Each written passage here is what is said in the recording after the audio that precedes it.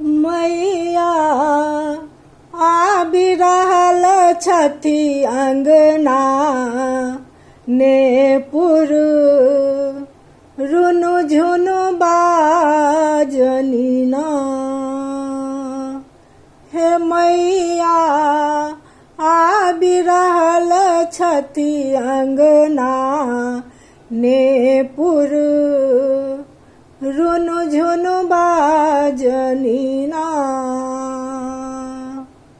मैया आबि रहल छथि अंगना नेपुर रुनु झुनु बाजनी ना।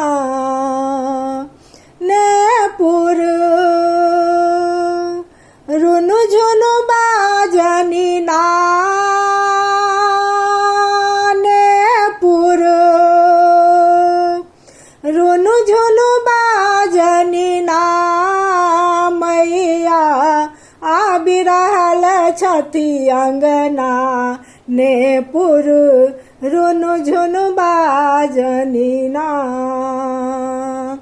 मैया के द्वारे कोरिया पुकारे। मैया के द्वारे कोरिया पुकारे। काया दिया घर जाई माहे। काया दिया घर जाई मैया आबि रहल छथि अंगना नेपुर रुनु झुनु बाजनी ना।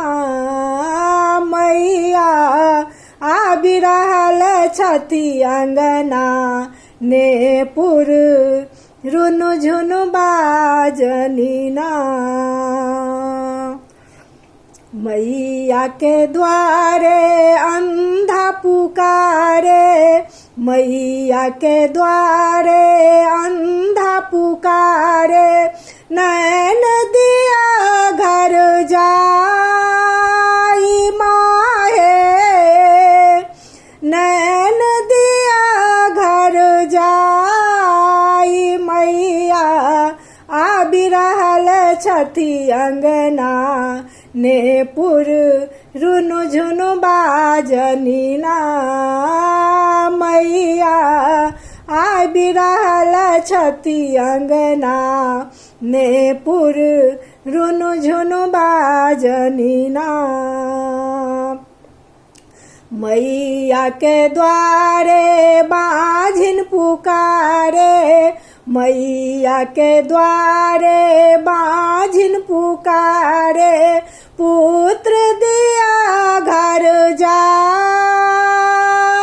माहे। पुत्र दिया घर जाई मैया आबि रहल छथि अंगना नेपुर रुनु झुनु बाजनी ना।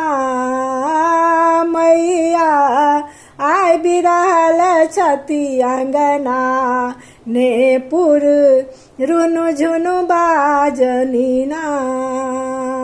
मैया के द्वारे निर्धन पुकारे।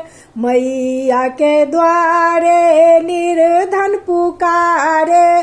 धन दिया घर जाई माहे। धन दिया घर जाई मैया आबि रहल छथि अंगना नेपुर रुनु झुनु बाजनी ना। मैया आबि रहल छथि अंगना नेपुर रुनु झुनु बाजनी ना। मैया के द्वारे भक्त पुकारे। मैया के द्वारे भक्त पुकारे। भक्ति दिया घर जाई माहे। भक्ति दिया घर जाई मैया आबि रहल छथि अंगना नेपुर रुनु झुनु बाजनी ना मैया आबि रहल छथि अंगना ने पुर रुनु झुनु बाजनी ना ने पुर रुनु झुनु बाजनी ना ने पुर रुनु झुनु बाजनी ना मैया आबि रहल छथि अंगना ने पुर रुनु झुनु बाजनी ना।